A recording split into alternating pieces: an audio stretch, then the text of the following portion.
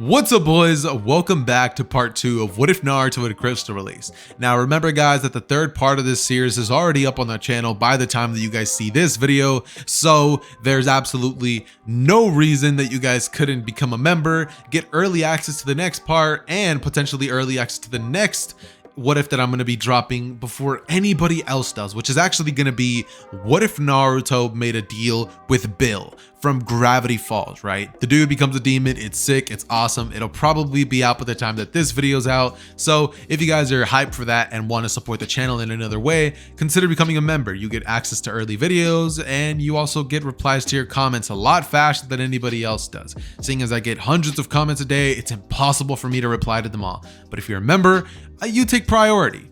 That said, enjoy the video. Hey Ross, sauce it up.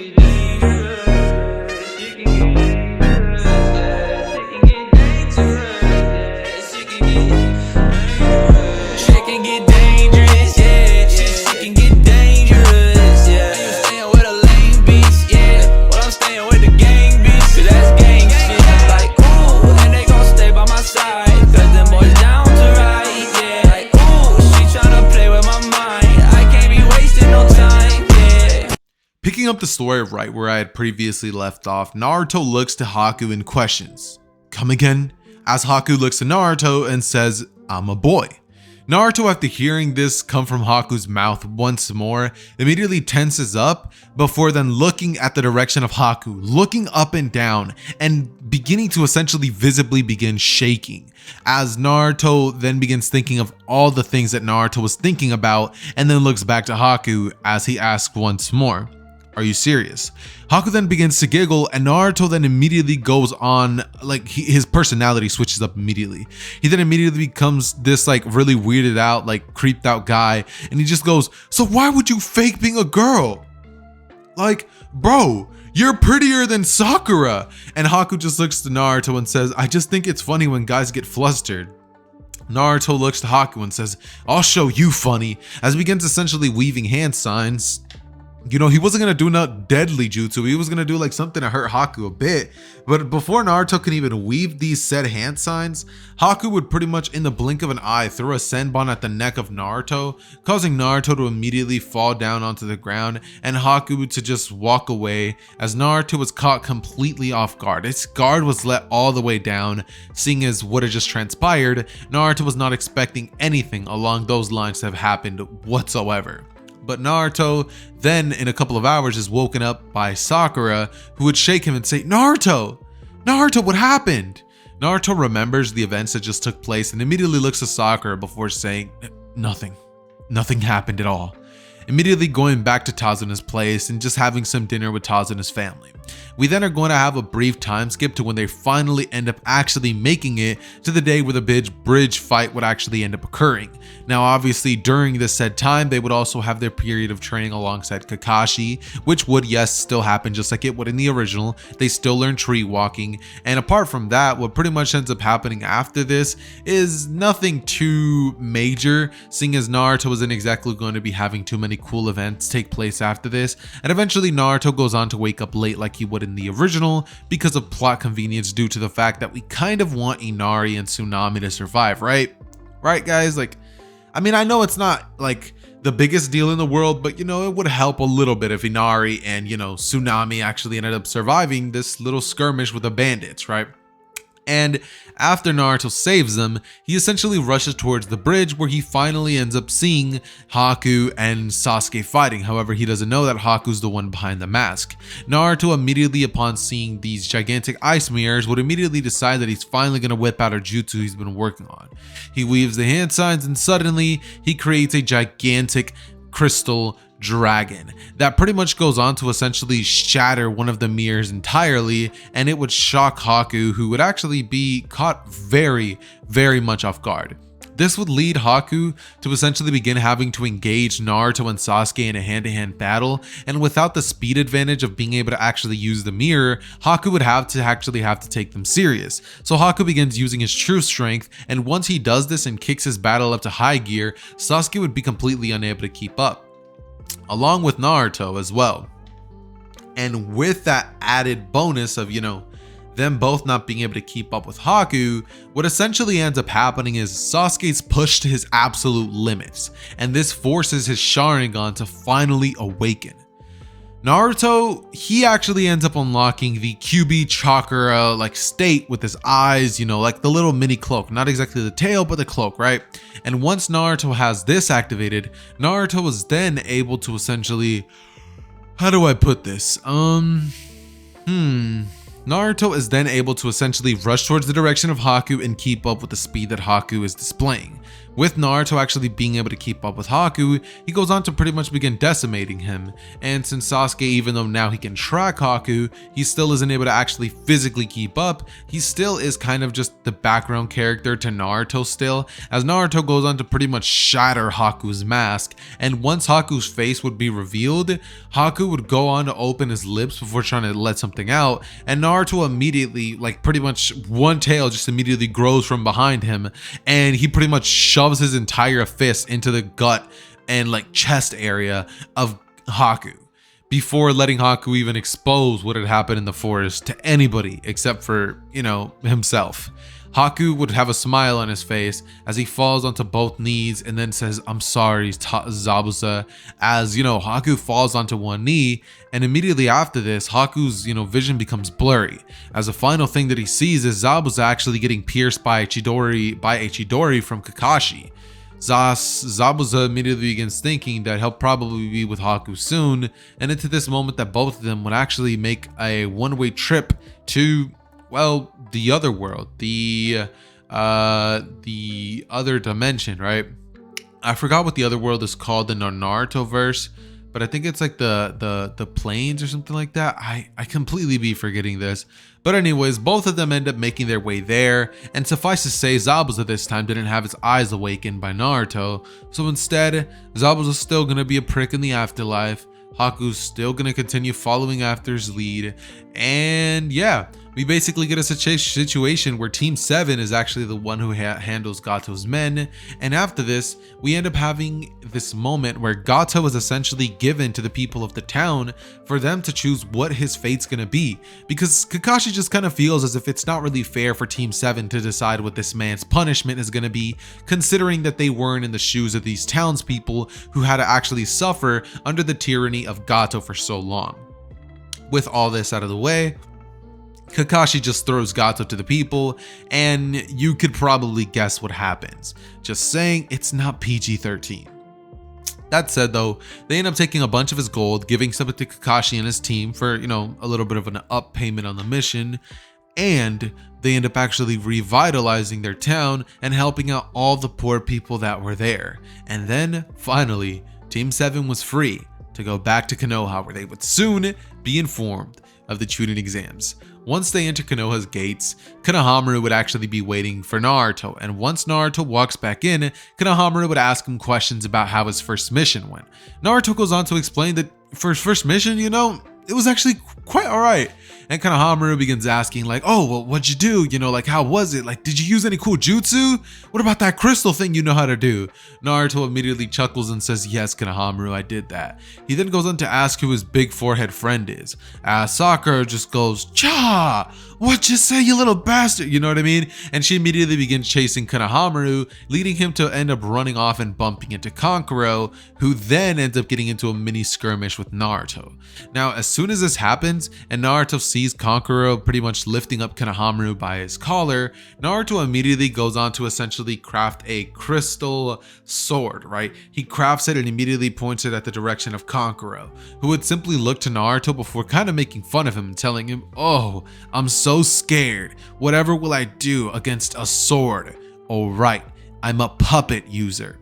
Naruto looks to Konohamaru and just tells him to calm down. Konohamaru does so, and Naruto will then go on to explain that he better put that boy down unless he has a death wish. And Kankuro would immediately begin getting cocky, saying that he doesn't know what he's talking about, that he'll kill him, before Naruto says, "Alright, kill me and the boy? You're gonna kill, you know, Hiruzen's grandson, the third Hokage's grandson?" Kankuro, after hearing those words come out of Naruto's mouth, would immediately put Kankuro down, and Naruto would finally let out, "Good, I'm glad to see you don't want to start another war over yourself, right?" Kankuro would immediately begin apologizing, and Naruto would look back to his direction before finally letting out, "Alright then, I think we should be going now." Suddenly though, Sasuke arrives, and the cool little emo music begins playing in the background as, my man Sasuke starts smiling, smirking, being all like, "You in the trees." He starts being all cocky and stuff. And, he's obviously able to sense Gaara. So being able to have this ability, he pretty much calls Gaara out. And after this, Gaara essentially looks towards the direction of Sasuke before saying, "Interesting." Naruto looks up at the tree, and suddenly we have this mini encounter that essentially would have still happened in the original. Fast forward about 2 weeks, and suddenly we find ourselves in the midst of a battle between Rock Lee, the boy with the bushy eyebrows, no taijutsu, no ninjutsu skills or genjutsu skills, but all the hands in the world. So, obviously Lee goes on to fold Sasuke like a book, not like a book, but he pretty much folds Sasuke like a lawn chair, and Sasuke gets sent, flying. And it's at this moment that Sasuke's life begins to essentially, how do I put this? Begin to be put into perspective, because Sasuke starts questioning every single decision he's made up to this point, wondering why some absolute loser was able to beat him in terms of hand-to-hand combat and anything else really. But Rock Lee just simply tells Sasuke that the reason that he was able to defeat him is because Rock Lee has simply been training in taijutsu harder than he has. He's worked harder than him, so even though he has more talent, Rock Lee has more effort. And, we all knew this, but Sasuke didn't. So let's just say that in this version, Rock Lee actually tells that to Sasuke, prompting Sasuke to actually want to train harder, to go harder in the gym, to put more hours in his jutsu, his genjutsu, his ninjutsu, right? And yeah, eventually they find themselves in the examination room, and it's at this moment that Naruto goes on to essentially not actually give a speech this time, prompting all the other team's members to actually get exhilarated and get motivated for the test that's about to come before them, leading to more people actually failing that portion of the exam, and eventually all the genin pretty much being let loose into the forest of death, only for Naruto to inevitably be forced, well, not be forced, but need to go take a leak, and suddenly departing from his team. As soon as Naruto is almost halfway done, Naruto starts shaking it, right? He immediately senses something from a distance. When Naruto starts kind of putting it back in his pants midway, a gigantic snake would come at him and lunge and try to actually chew Naruto, right? It tries to chomp down on him whole, but Naruto would be in the air. And as he's in the air, Naruto would immediately create Excalibur out of crystal. As he comes back down onto the earth, spins, and then chops the head of the snake clean off, only for Naruto to then look at the snake and question how such a large snake could potentially even be in the Forest of Death. Obviously, the Forest of Death is no stranger to strange creatures such as this, but this thing is massive. It's not normal, and this is not something that Naruto was expecting in the Forest of Death when he signed up for this. It's ludicrous. It's bizarre, right? And right, that's pretty much what Naruto's thinking. But as this train of thought pretty much comes through, Naruto essentially goes on to pretty much realize, wait, my team, this definitely has to be a summoning. He immediately rushes towards the direction of Sasuke and Sakura, and Orochimaru at this current moment was about to go give Sasuke a hickey, if it wasn't for the fact that Naruto jumped in, slammed his hands onto the ground, and immediately yelled out, "Crystal Wall Jutsu!" as a gigantic wall of crystal appeared before himself and Sasuke. And Orochimaru jumped back to wonder of how, not to wonder, but kind of ponder how interesting Naruto's strange ability is. He would jump back as he would question him. "So boy, what Kekkei Genkai is that?" Naruto looks towards the direction of Orochimaru before telling him what did he like to know, and that it's none of his business. Naruto goes on to essentially look at Sasuke and tell him to get his head in the game, and Sasuke stabs himself in the leg and pretty much looks towards the direction of Orochimaru as he would go on to weave hand signs and shoot a large amount of snakes at their direction. Right? As this happens, Sasuke pushes Naruto out of the way and goes, "Futon style, fireball jutsu!" As, you know what I mean, he then shoots a gigantic fireball at the direction of the snakes, pretty much pulverizing them, and then leaving just chars in the wake of all the snakes that would have lunged at them. Suddenly, Orochimaru's neck would stretch out as he would catch Naruto off guard, and he ends up biting Naruto on the neck. Naruto falls to the ground like a bag of potatoes, and immediately upon this, his heart would begin to slowly stop beating, right? Naruto begins to kind of get to that near death state, but it's at this moment that Kurama's chakra would seep through and Naruto's eyes would grow slit-like, his features more animalistic, as Naruto would look towards the direction of Orochimaru and the curse mark would begin fading, seeing as Naruto was healing and the Nine-Tailed chakra was getting rid of this curse mark, this fake energy, right?